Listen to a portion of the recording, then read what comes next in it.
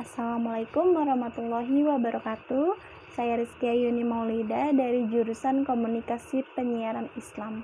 Alhamdulillahirabbil alamin. Puji syukur kepada kehadirat Allah yang senantiasa memberikan manfaatnya kepada kita semua sehingga kita senantiasa dapat beribadah kepadanya.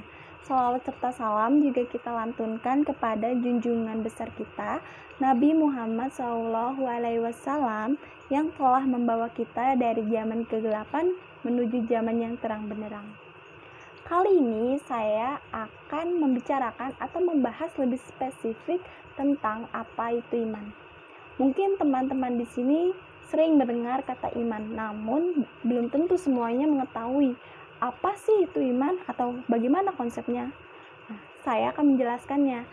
Apa itu iman? Sejatinya, Islam memiliki 3 landasan trilogi, yaitu al-iman, al-ihsan, dan al-islam. Namun, saya akan lebih menjelaskan tentang apa itu al-iman. Secara terminologi, iman memiliki arti kepercayaan yang dianut oleh seseorang yang beragama. Kemudian, dalam kitab Al-Gunya li Tholibi Thorik, Al-Haq fi Akhlaq wa At-Tasawwuf wa Al-Adab Al-Islamiyah, karya Syekh Abdul Qadir Jailani, iman adalah meyakini dengan hati, mengucapkan dengan lisan, dan mengaplikasikannya dengan amal perbuatan. Rasulullah juga bersabda, yang mana berbunyi, al-imanu bid'un wa sab'una au bid'un wa sittuna syubatan fa abduluha qalu la ilaha illallah wa atnaha imatotu aza'ang toriki wa haya'u syubatu mil imani, yang mana artinya iman 70 lebih atau 60 lebih cabangnya. Yang paling utama ialah ucapan la ilaha illallah yang memiliki arti tiada Tuhan yang berhak disembah kecuali Allah. Dan yang paling rendah atau yang terendah ialah menyingkirkan sesuatu yang membahayakan dari jalan. Malu juga merupakan cabang dari iman. Hadis riwayat Al-Bukhari dan Muslim.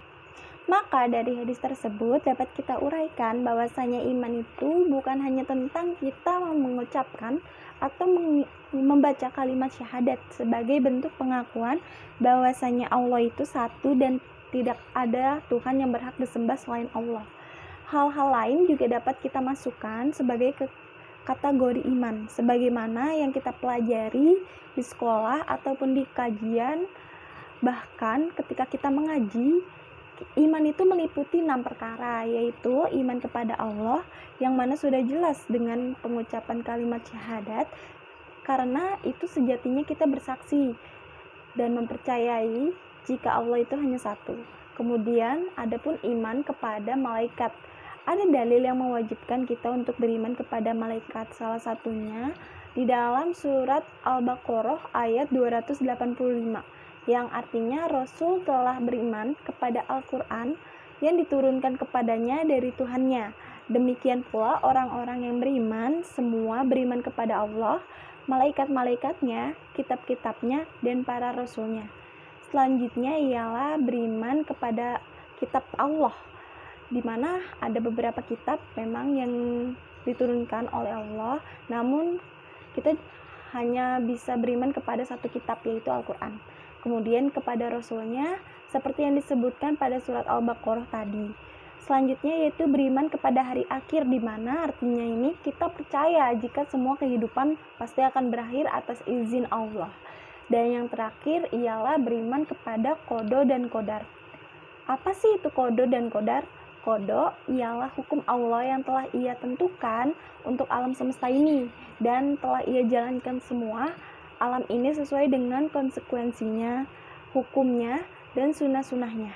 Kemudian qadar ialah takdir, yaitu menentukan atau membatasi ukuran segala sesuatu sebelum terjadinya dan telah menuliskannya dalam Lauhul Mahfuz. Itulah penjelasan mengenai apa itu iman. Jika bisa kita ambil kesimpulannya, iman meliputi banyak hal, dari yang terbesar yaitu percaya atau mengimani Allah Subhanahu wa Ta'ala sampai kepada yang kita pelajari di sekolah juga. Lalu mengambil duri di jalan agar tidak membahayakan orang lain juga merupakan salah satu bentuk dari iman. Bahkan ketika kita malu itu artinya kita sedang beriman pula kepada Allah, karena malu juga dikatakan sebagai salah satu dari tanda iman pula. Itulah penjelasan dari saya mengenai apa itu iman. Bagi teman-teman yang memang belum tahu, mungkin penjelasan saya ini dapat menjadikan suatu referensi untuk teman-teman semua.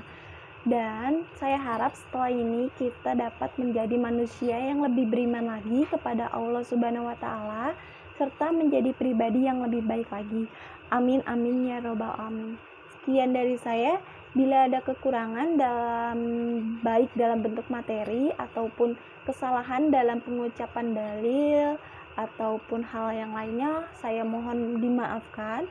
Saya akhiri, wassalamualaikum warahmatullahi wabarakatuh.